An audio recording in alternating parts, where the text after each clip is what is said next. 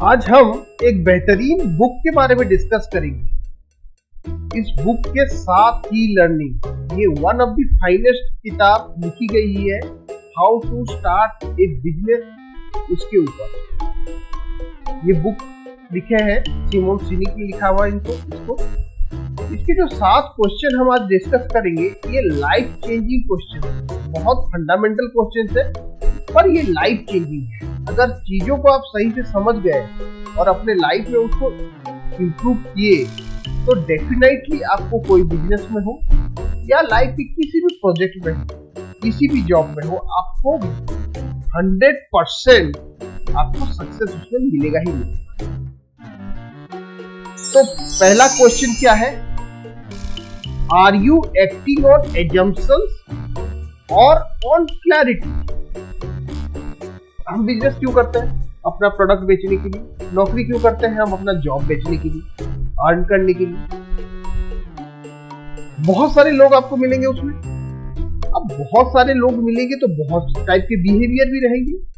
हमको उन बिहेवियर को इन्फ्लुएंस भी करना है और उस बिहेवियर को अपने तरीके से अपने लिए, अपने प्रोडक्ट की तरफ मोड़ना भी है। तो ये कैसे करेंगे? इसके लिए वो बोलते हैं 2 तरीका हम लोग नॉर्मली यूज करते हैं। पहला है इंस्पायर, दूसरा है मैनिपुलेट। मैनिपुलेट मतलब क्या? By force, some external force, डरा के, कुछ सरप्राइज करके, कुछ ऐसी चीजें करके जिसके वजह से वो फोर्सफुली हमारे प्रोडक्ट की तरफ या हमारे काम की तरफ वो घूम जाए। बट दूसरा तरीका है इंस्पायर। अब इंस्पायर करने का तरीका क्या है? आप एक दूसरे के साथ कनेक्ट करते हैं। सोचिए, आप ऑफिस गए, आपको एक डिफिकल्ट प्रोजेक्ट मिला है। उस प्रोजेक्ट में जब आप अपने एम्प्लॉइज को, अपने साथियों को, जब आप अकेले तो कर नहीं सकते, आप उनको साथ में लेना ही है। 2 तरीका है। पहला तरीका है आप उनको अपना ताकत दिखाओ, रुतबा दिखाओ और उनको बोलो आपको ये करना है। दूसरा तरीका है इंस्पायर करके, मोटिवेट करके। उस प्रोजेक्ट का जो कोर कॉन्सेप्ट है, जो व्हाई है, उसके साथ अपने टीम को अलाइन करके हम उनको इंस्पायर कर सकते हैं। अब इंस्पायर करके भी हम काम करवा सकते हैं। तो दोनों में अंतर क्या है? डिसएडवांटेज, एडवांटेज क्या है? मैनिपुलेशन जो है वो शॉर्ट टर्म है, बट इंस्पिरेशन जो है लॉन्ग टर्म है। मैनिपुलेशन जब तक आपका वो एक्सटर्नल फोर्स रहा, तब तक आपका सामने वाला आपकी बात मानेगा, नहीं तो मानेगा नहीं। जैसे आप पीठ दिखाए, कहानी चेंज। लेकिन इंस्पायर अगर कर पाए आपकी टीम, तो आप करो नहीं रहो, नहीं रहो, साथ में करो नहीं करो, आपकी टीम आपके साथ रहेगी। उनके बिहेवियर में परमानेंट चेंज आएगा। नेक्स्ट बेहतरीन क्वेश्चन पे आते हैं। आर यू इंस्पायरिंग पीपल और मैनिपुलेटिंग टू एक्ट? सेम उसी क्वेश्चन का ये थोड़ा उन्होंने और डीप डाउन किया कि मैनिपुलेशन लीड्स टू ट्रांजैक्शन और नॉट लॉयल्टी। मैनिपुलेशन में काम तो हो जाएगा, बट काम उतना टाइम तक होगा जितना टाइम तक उस मैनिपुलेशन का जो फोर्स, एक्सटर्नल फोर्स रहेगा। आप घर गए, देखा बेटा आपका मोबाइल यूज कर रहा है, आप नहीं चाहते वो यूज कर, आप उसको मैनिपुलेट करके, डराए धमकाए, मोबाइल उससे रख दिए, बोले नहीं यूज करना। तो पापा जब तक घर में है, बेटा मोबाइल तो छुएगा नहीं। बट जैसे आप ऑफिस के लिए निकले, मोबाइल चाहिए। तो ये केस सॉलिड केस है, एग्जांपल है मैनिपुलेशन का। लेकिन अगर आप उसको इंस्पायर कर पाए कि नहीं बेटा, तू अगर मोबाइल यूज करेगा ना, तेरी आंख खराब हो जाएगी, दोस्त नहीं रहेंगे तेरे, तो अकेला पड़ जाएगा जिंदगी में। ये सारी चीजें अगर आप उसको बता पाए, इंस्पायर कर पाए, तो आप रहो या नहीं रहो, उसके वैल्यू सिस्टम में वो आ जाएगा और वो आपके साथ लॉयल रहेगा। वही सेम चीज आपकी कंपनी के साथ। अगर आप लोगों को आपके प्रोडक्ट खरीदने के लिए एडवर्टाइज कर दिए, किसी बड़े स्टार को लेके एडवर्टाइज कर दिए और किसी ऐसी जगह पे एडवर्टाइज की जहाँ पे लोग उसको बार बार देख रहे हैं, बार बार अब उनके मार्केटिंग हैमरिंग कर रहे हो आप उसके ऊपर। कुछ दिन तक तो वो, जब तक आपका मार्केटिंग रहेगा वो बंदा आपका लॉयल बना रहेगा। मार्केटिंग खत्म, प्रोडक्ट यूसेज खत्म, कस्टमर दूर। लेकिन आप अगर उसको इंस्पायर कर पाए, क्या आज विंडोज को आप छोड़ पाते हो? क्या सबकी ड्रीम नहीं रहता आईफोन का सबसे बड़ा जो महंगा मॉडल है इसको यूज करो? कारण क्या है? कारण ये है कि उसने एक लॉयल्टी बिल्डअप, जिसके वजह से हम सब चाहते हैं कि हम सब उस प्रोडक्ट को यूज करें। अभी नेक्स्ट क्वेश्चन पे चलते हैं। Do you know your why, how and what? अभी कोर कॉन्सेप्ट पे आ रहे हैं। इस पूरे बुक का ये है कोर कॉन्सेप्ट। सोचिए आपको एक प्रोजेक्ट दिया गया और आपको प्रोजेक्ट 2 महीने में करके दिखाते हैं। टीम को आप क्या बोलते हो? आपको ऐसे करना है, ये टाइम लाइन है, ये टारगेट डेट है, ये एक्शन प्लान है, आपको ये सब रिसोर्सेस मिलेंगे। आप XYZ क्या बताते हो उनको, कैसे करना है और क्या करना है। बट हम उस प्रोजेक्ट में क्या व्हाई है, मतलब अगर एक एम्प्लॉय उसको करेगा तो ऑर्गेनाइजेशन को क्या बेनिफिट होगा और उस आदमी का पर्सनल बेनिफिट क्या होगा, उस चीज को अगर हम अलाइन कर पाए तो बंदा आपके व्हाई के साथ कनेक्ट में आ जाएगा, सिंक में आ जाएगा। तो आपका जो काम है वो लॉन्ग टर्म के लिए सस्टेन करेगा, वो एक्स्ट्रा एफर्ट देगा क्योंकि उसको अपने पर्पस के साथ उसको जुड़ा हुआ फील होगा। तो हमको हरदम चेष्टा करना है, ये ट्राई करना है कि हम उसके why, core, centre of their brain, their emotional brain को कैसे टच करें, उसको चिंता करना है। अगर वो चीज कर पाए तो हाउ और व्हाट उसके बाद आएगा। व्हाई उसके बाद हाउ, उसके बाद व्हाट। ये सीक्वेंस को हरदम मेंटेन करना है। आपका कस्टमर हो, एम्प्लॉई हो, बच्चे हो, बीवी हो, किसी के साथ भी अगर आपको लिंकेज एस्टैब्लिश करना है, लॉन्ग टर्म रिलेशन सेटलमेंट करना है, तो ये चीजें आपको हेल्प करेंगी।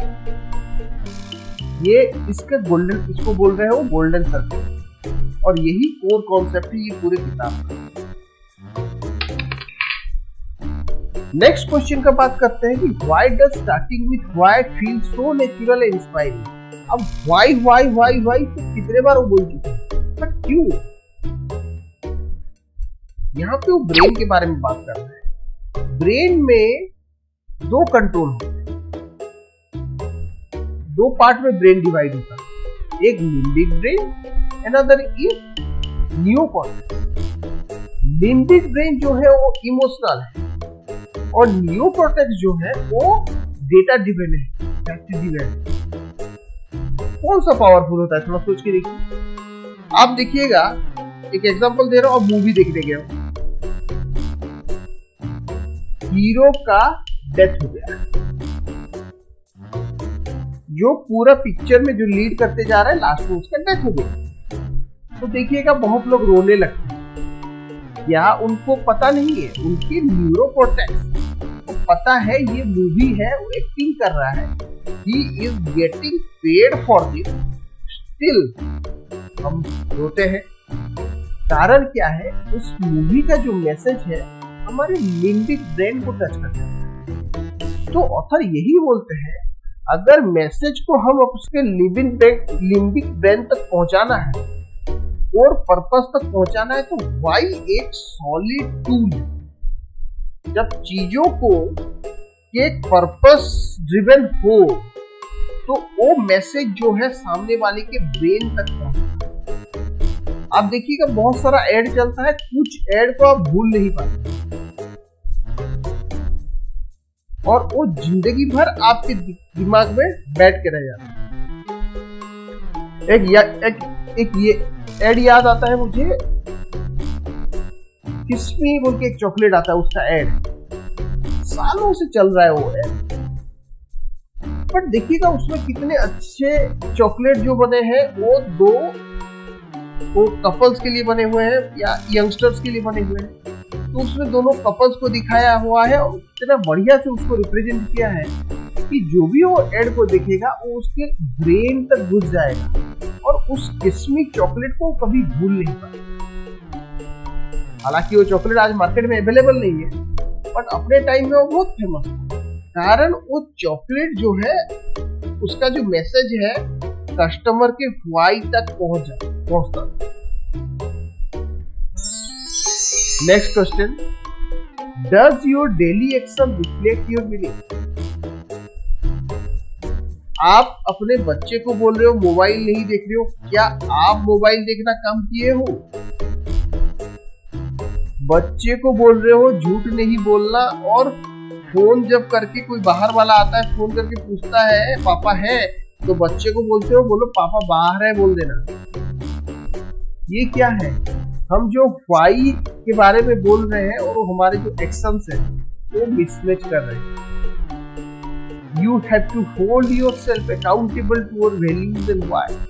जो कोर आप डिसाइड किए हो, आप एक प्रोजेक्ट लीडर हो, प्रोजेक्ट मिला, एम्प्लॉइज आपके साथ हैं, आप बोलते हो कि हम सबको अपने एक्स्ट्रा माइलेज देके उस पे काम करना है और खुद 5 बजे घर चले जाते हैं, लंच में 2 घंटा बाद आते हैं। तो आप जो सामने वाले को उसके व्हाई के साथ जोड़े हो, प्रोजेक्ट के पर्पस के साथ जुड़े हो, क्या आप खुद जुड़े हो? अगर आप खुद नहीं जुड़ोगे तो कभी भी आपका एम्प्लॉय भी नहीं जुड़ पाएगा, आपका कस्टमर भी नहीं जुड़ पाएगा।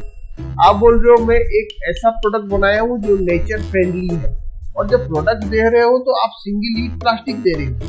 इसका मतलब क्या है? आपका जो कोर पर्पस है बिजनेस का, और आप जो प्रोडक्ट डिलीवरी कर रहे हो, जो पैकेजिंग दे रहे हो, जो लॉजिस्टिक अरेंजमेंट कर रहे हो, वही नेचर के साथ सिंक में ही है। तो क्या वो कस्टमर आपके बात को सुनेगा?